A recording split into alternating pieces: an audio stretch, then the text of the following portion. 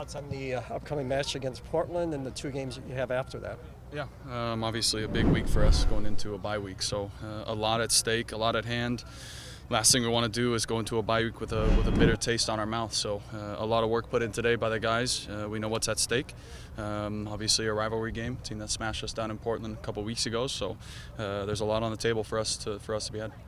Is the vibe more next game is important because every game is important, or does the vibe more feel more intense because it's Portland?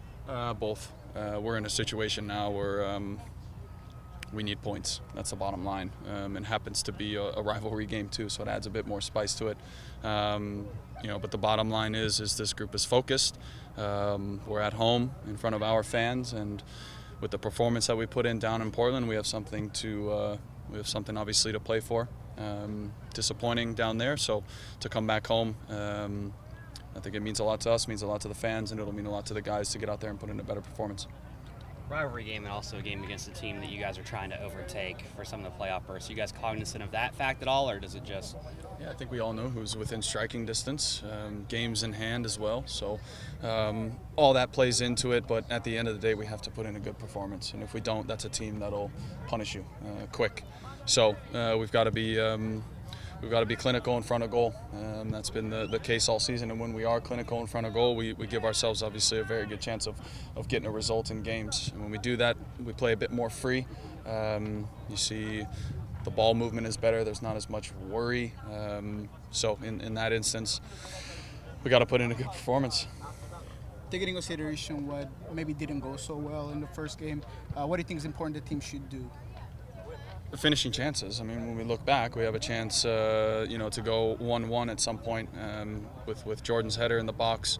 He's got another chance, a couple yards from goal. So in saying that, it's not like we didn't create chances that game. We just didn't finish our chances, and then they keep pushing.